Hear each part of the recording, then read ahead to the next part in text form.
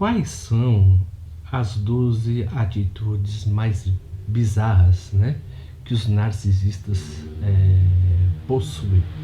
O interessante quando falamos, por exemplo, da natureza do narcisista, se olharmos, né, grandes ditadores da história tiveram uma vida religiosa e uma vida também, na verdade, podada, né? Ou seja, seus pais eram totalmente autoritários e eles têm uma raiva, né, os filhos, em relação aos pais, que são totalmente veladas.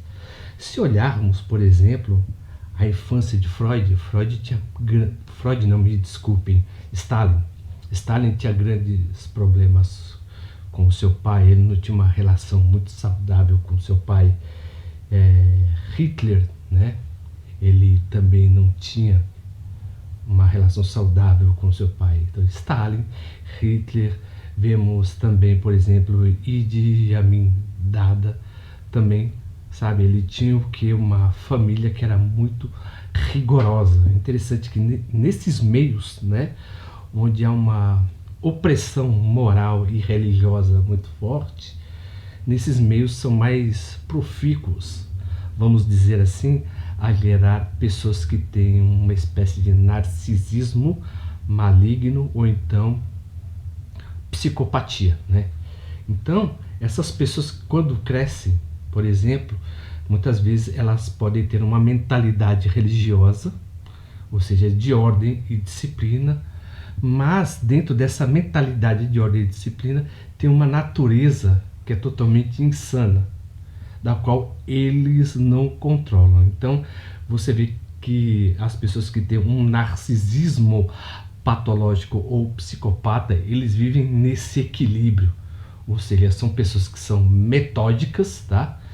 Mas dentro dessa atitude metódica eles têm uma fúria, uma ira que é totalmente incontrolável. Então, se vocês pesquisarem, né, por exemplo, sobre grandes ditadores, tem um livro muito bom do Erich Fromm, O Coração do Homem, né, em outros vídeos já falei até a princípio, que ele fala quais são as atitudes de uma pessoa que é narcisista.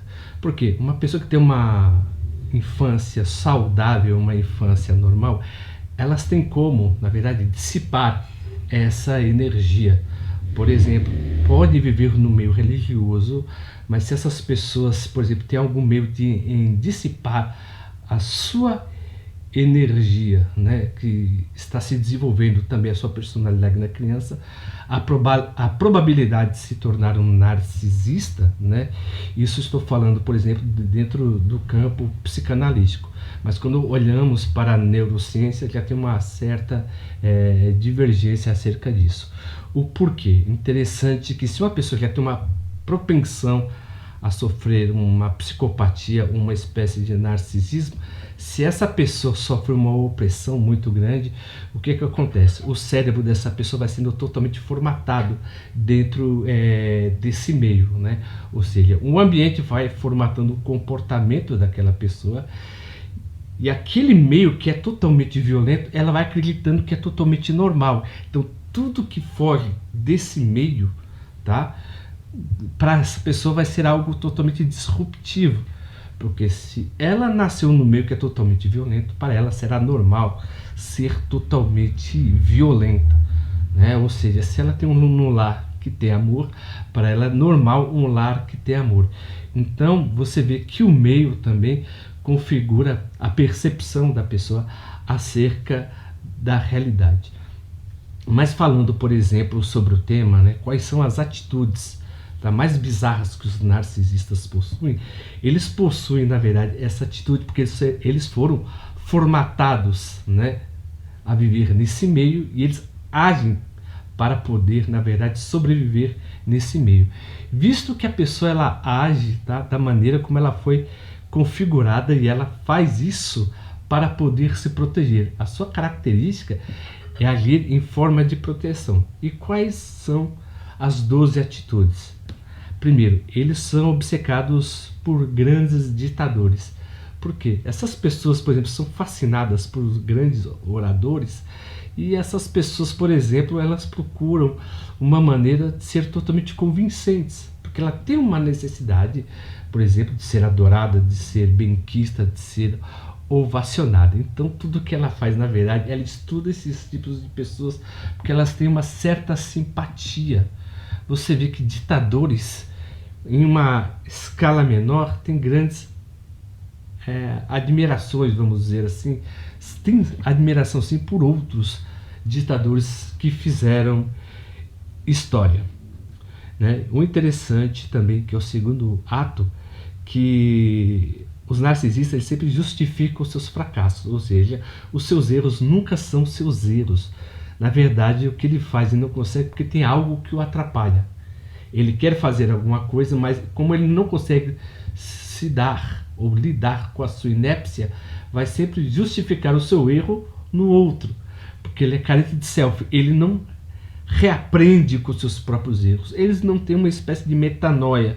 O que é metanoia? A palavra metanoia vem do grego arrependimento, mudar de rumo, né? Então o narcisista não muda de rumo, ele está sempre correto. Uma pessoa que está sempre correta, ela pode, por exemplo, ser totalmente orgulhosa, que é totalmente diferente de narcisista, ou então ela pode ser narcisista, porque ela sempre justifica, ela não reaprende, ela não revê os seus valores e os seus conceitos. Então o problema está sempre no outro.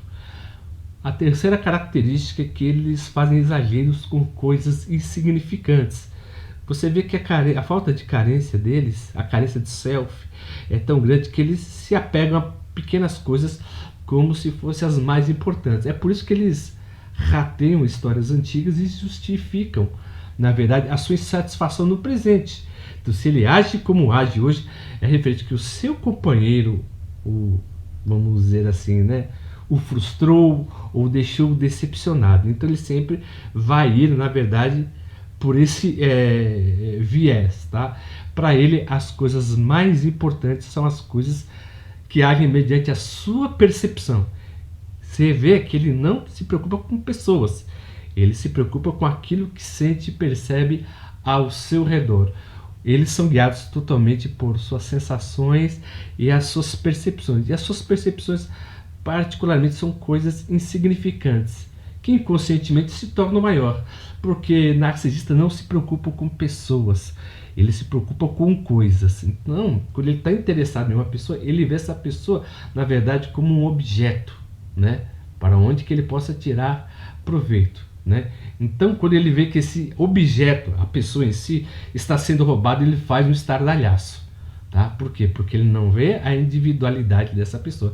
Ele vê que está tirando algo que ele tira proveito constantemente. A quarta característica é que ele projeta no outro a sua inépcia e capacidade. Então, eu já falei, por exemplo, isso, né, no tema 2. Mas o que é sua inépcia? O narcisista, muitas vezes, ele pode ser inteligente, ele pode ser capaz, mas ele tem uma mania de grandeza tão grande que ele sabe de tudo, sobre todas as coisas, e ninguém sabe disso. Mas ninguém detém todo o conhecimento. Ortega y Gasset fala muito bem que o conhecimento se abrange quando você alcança a limitação do seu conhecimento. Ou seja, quando você desbrava um novo meio, a sua percepção aumenta ainda mais e você vê a sua insignificância durante aquilo que você está conhecendo.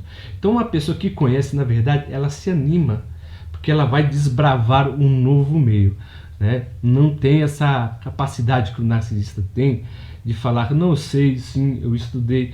Então você vê, quando você conversa com uma pessoa, você vê que essa pessoa abre o olho, na verdade, e se espanta. Você vê em suas linhas faciais, principalmente essas pessoas que estudam comportamento, você vê que quando o susto, na verdade, é verdadeiro, né? E a pessoa também admite a sua ignorância sobre determinados fatos, né? A quinta característica é que ele transfere para os outros as suas piores características, né? Ou seja, Como o narcisista é um ser violento, ele vai achar que o outro é violento. A minha violência é totalmente justificada. Erich Fromm, ele diz o seguinte, que há 3 tipos de violência: a ativa, a reativa e a justificativa. A ativa, na verdade, é quando as pessoas fazem, na verdade, quando sente uma ameaça. Mas antes dessa ameaça chegar a ela já toma uma atitude. Tem a atitude também que é totalmente reativa. É a pessoa que é totalmente passiva. Ela ataca quando o outro a ameaça, né? E também tem esse esquema da violência que é justificável. Porque o narcisista, ele sempre age de uma maneira justificável a responder por que ele foi totalmente violento. Então, como ele vê todo mundo como uma ameaça, ele faz o quê? Antes da pessoa atacar ela, ele já ataca, porque ele sempre vê o outro como uma ameaça, tá? Ele vê o outro a ser vencido, ele não apreende, ele não assimila, ele não aceita, na verdade, uma construção, uma crítica, né, que tem um viés, vamos dizer assim, de apreensão e uma capacidade de captação. Não, para ele todo mundo quer destruí-lo. Então toda a sua violência sempre será de um caráter totalmente justificativo, tá? Uma sexta característica também, essa é muito interessante, ele detesta que seus amigos sejam elogiados, porque é somente ele é uma espécie de sol que não tem luz e precisa de satélites. Esses satélites que falam para ele que ele é lindo, maravilhoso, né? Tudo de bom. Mas se tem alguém que o elogia o seu amigo, vamos dizer, entre aspas, que está do seu lado, ele sempre vai fazer o quê? Baixar a outra pessoa para que ele se eleve. Ele sempre tem que se elevar, ele sempre tem que ser o sol, ele sempre tem que ser o referencial, tá? Então, e com isso, né, temos a sétima característica: ele espalha o constrangimento e infelicidade. Então, como ele é um ser totalmente infeliz, por mais que as pessoas o elogiem, ele sempre vai baixar a pessoa para baixo, para que ele possa se sentir bem consigo mesma. Aí você pode fazer até uma pergunta, se vocês quiserem: o narcisista faz isso, na verdade, por vontade própria? Faz isso querendo, vamos dizer assim, vou acabar com você? Não. Ele se sente mal constantemente, ele se sente rebaixado constantemente. Então ele tem que sentir uma espécie de prazer, até mesmo mórbido, sarcástico, que lhe dê, sabe, essa gana. Então ele rebaixa o outro para que ele possa se sentir bem. Ele age isso apenas por uma configuração cerebral, tá bom? É por isso que ele faz o que faz. E com isso temos a oitava característica: ele faz drama e teatro se fazendo de vítima em várias situações. Então, uma pessoa que sempre justifica os seus atos e dramatiza tudo, na verdade, as coisas pequenas, você vê que essa pessoa tem uma tendência muito grande, tá, a ser um narcisista, até mesmo de forma velada, porque também tem alguns vídeos que falam sobre o narcisismo velado e eu oriento para que vocês o assistam, tá, que também eu trabalho de uma maneira muito mais detalhada. A nona característica, que é totalmente bizarra, ele faz tratamento de silêncio quando se sente frustrado. Então, quando você está conversando com ele, alguma coisa que você faz, enviesada ou não, se ele se calar com você, nossa, você já acabou com o seu dia, né? Por quê? Porque a mínima coisa que você faz, sempre, seja com intenção ou não, ele sempre vai pedir para você pesquisar. Se eu não estou falando com você, você tem que saber o motivo, porque foi você quem magoou. Então o que ele vai fazendo? Ele vai acabando com a moral daquela pessoa. E com isso, cada vez que ele diminui, ele faz essa pessoa correr atrás dele, porque ela é uma dependente emocional dele, né? Ou seja, a pessoa que não tem energia em si, ela quer que o narcisista lhe preencha, mas na verdade ele preenche a pessoa de acordo com a sua percepção, mediante a sua própria vontade de tirar esse oportunismo. Ele é um ser totalmente oportunista. A 10ª característica: eles distorcem a realidade. Não adianta você conversar com ele ou mostrar os fatos. Na verdade, ele está na frente dele, mas ele distorce. Ele distorce porque a sua percepção, na verdade, é totalmente limitada e egocêntrica. Tudo que ele vê não parte do outro, não parte do fato. e sim parte daquilo que ele sente e percebe sobre si e acerca de si para os outros, tá bom? Então eles sempre distorcem tudo. Interessante que a 11ª característica, eles se sentem ameaçados até por crianças e animais. Ou seja, ele luta por atenção constantemente. Se ele namora uma mulher, por exemplo, um homem, na verdade, tem um animal de estimação, ele vai competir pela atenção constantemente. E quando a pessoa gosta do animal, sabe, essa pessoa começa a fazer um jogo, uma chantagem emocional muito grande para poder acabar com essa pessoa, porque ele é doente. Tá? Ele tem uma necessidade muito grande de atenção. Então, se ele vê a namorada ou um namorado que tem algum animal de estimação, ele sempre fala: você prefere os seus animais do que eu, você prefere seus livros do que eu, você prefere os seus filhos do que eu. Mas é lógico, você tem que dar atenção mais aos seus filhos do que ao seu companheiro. Cada um tem o seu lugar, né? O filho tem lugar de filho, o marido tem lugar de marido, a esposa tem lugar de esposa. Mas o narcisista, ele quer ser o primeiro lugar em todas as esferas, né? E o 12º, né, e não menos importante, sempre fala que é invejado. Você tem que tomar cuidado com uma pessoa quando ela diz que tudo que ela passa é que as pessoas sentem inveja dela. A pessoa só fala inveja, só fala: eu sou invejado, eu sou perseguido, as pessoas correm atrás de mim, sabe? Eu sofro injustiça no meu trabalho, eu não posso fazer nada. Onde há muita luz, sabe, incomoda, eu me incomodo porque eu sou santa, eu sou justa, eu sou verdadeira, sabe? As pessoas me odeiam porque eu falo a verdade, eu sou verdadeira mesmo, sabe? Você tem que tomar muito cuidado com esse tipo de pessoa. É essa pessoa que ela quer se dar bem, não que as pessoas o reconheçam como tal, ela tem que se afirmar para o outro que ela é. Como o outro não a categoriza como ela deseja, ela tem que falar aquilo que ela é. Então ela precisa se autoafirmar para que os outros a vejam, né? Porque tem uma passagem, até uma passagem dos evangelhos que diz assim que, sabe, não se coloca o candeeiro debaixo da cama. Então, se a pessoa é boa, se é justa, ou é verdadeira, ou é inteligente, ou qualquer coisa, ela é reconhecida. Não adianta você querer falar que não é, sabe? Não, porque eu sou. Não, se as pessoas não falarem que você é, não significa que você não seja, mas se você fala constantemente, né, que você não é aceito no seu trabalho, que você é invejado, você tem que tomar um cuidado. Por exemplo, uma pessoa que fala assim, porque nossa, essa pessoa é insuportável de se viver, tá bom? Então eu falei com vocês aqui essas 12 atitudes mais bizarras que os narcisistas fazem, tá? Então eu agradeço, viu, pela atenção de todos que nos têm acompanhado, e você que quer ajudar o nosso pequeno canal, se inscrevam, comentem, né, e cliquem, faz o triplo C, né? Clique, comente e compartilha o nosso canal.